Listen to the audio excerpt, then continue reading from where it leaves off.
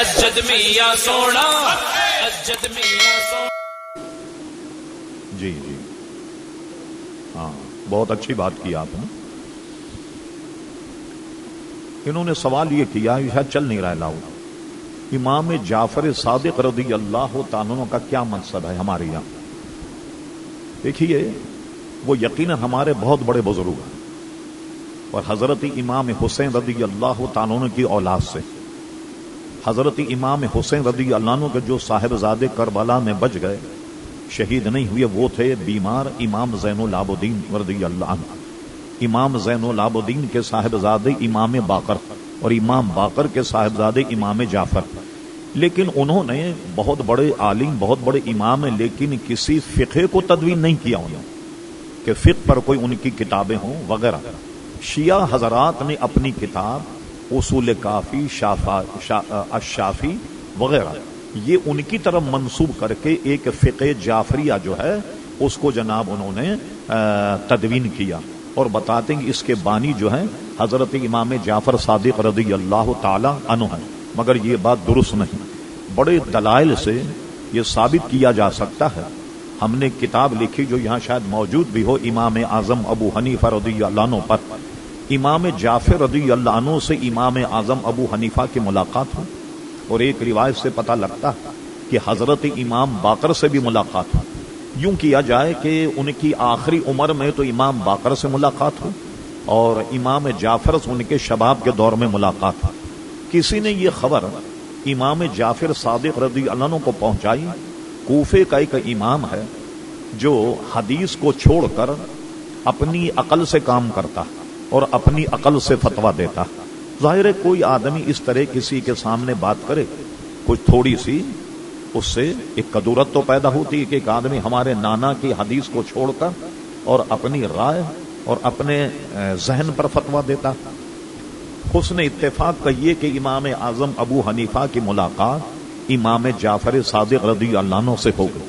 جب انہوں نے تعارف کیا کہ میں کوفے کا رہنے والا ابو حنیفہ، امام جعفر صادق فرما وہی امام ہوں جو تم ہمارے نانا کی حدیث سے چھوڑ کر اور اپنی عقل سے فتویٰ دیتے ہو۔ امام اعظم نے ان سے 3 مسئلے پر گفتگو کی، وہ سنیے 2-3 مسائل کیا۔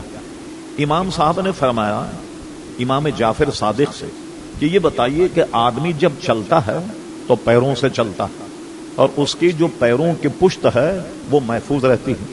اچھا اب یہ بتائیے کہ جب آدمی پر تیمم فرض ہو یا تیمم کر کے نماز پڑھے تو مسح جو ہے وہ نیچے تلووں پر کرے گا یا اوپر مسح کرے گا؟ امام جعفر نے کہا کہ اوپر مسح کرے گا۔ فرما اگر میں عقل سے فتویٰ دیتا تو چونکہ پیر گندے ہوتے مٹی کے تو میں تو فتویٰ یہ دیتا نا کہ تلووں پر مسح کیا جائے، لیکن میں آپ کے نانا جان کی حدیث پر فتویٰ یہ دیتا ہوں کہ پیر کے اوپر مسح کیا جائے۔ انہوں نے کہا یہ ٹھیک، چلیے۔ پھر اس کے بعد انہوں نے پوچھا یہ بتائیے کہ مرد قوی ہوتا ہے یا عورت قوی ہوتی؟ کہ مرد قوی ہوتا۔ فرما اگر میں اپنی عقل سے فتویٰ دیتا تو میں یہ کہتا کہ عورت کو ترکے میں سے 2 حصے دیے جائیں، مرد کو 1 حصہ دیا جائے، کیونکہ مرد جو ہے قوی ہے، عورت تو کمزور ہے۔ اگر عقل سے فتویٰ دیتا تو یہ فتویٰ دیتا میں، لیکن میں آپ کے نانا جان کی حدیث پر عمل کرتے ہوئے فتویٰ یہ دیتا ہوں کہ اگر والد کا انتقال ہو تو نرینہ اولاد کو 2 حصے دیے جائیں اور 1 حصہ جو ہے وہ خاتون کو دیا جائے۔ انہوں نے کہا یہ پھر کہا میں اپنی عقل سے نہیں دے، تمہارے نانا کی حدیث سے دیتا ہوں۔ اچھا انہوں نے پوچھا تیسرا مسئلہ یہ بتائیے کہ نماز افضل ہے یا روزہ؟ روزہ تو ہم سال میں 1 مہینے رکھتے ہیں، بھئی نمازیں تو 12 مہینے پڑھتے ہیں یا نہیں؟ امام جعفر صادق فرمایا کہ نماز افضل ہے روزے سے۔ فرمایا ٹھیک، اب یہ بتائیے کہ حائضہ عورت کی اگر نماز اور روزے چھوٹ جائیں، اگر میں عقل سے فتویٰ دیتا میں یہ کہتا کہ خاتون جو ہے وہ نماز کی بھی قضا کرے، کیونکہ نماز تو روزے سے افضل، جبکہ میں تمہارے نانا کی حدیث پر فتویٰ دیتا ہوں کہ خاتون روزے کی قضا کرے گی، نماز کی قضا نہیں کرے گی۔ اب امام جعفر مطمئن ہوئے، اور ایک روایت میں ہے کہ امام ابو حنیفہ کہ انہوں نے گھٹنے کو بوسہ دیا کہ کہا کہ تم بالکل ٹھیک کرتے ہو۔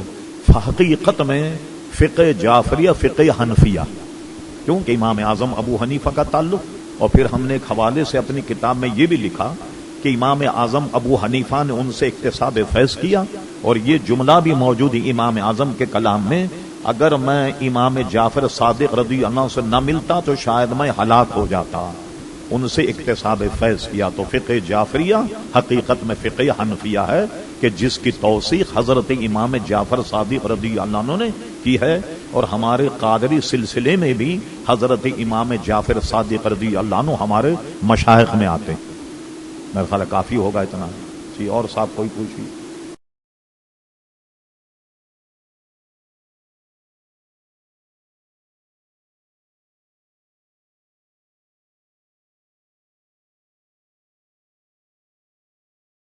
میرا اسجد سونا، میرا اسجد سونا، اسجد میاں سونا، اسجد میاں سونا۔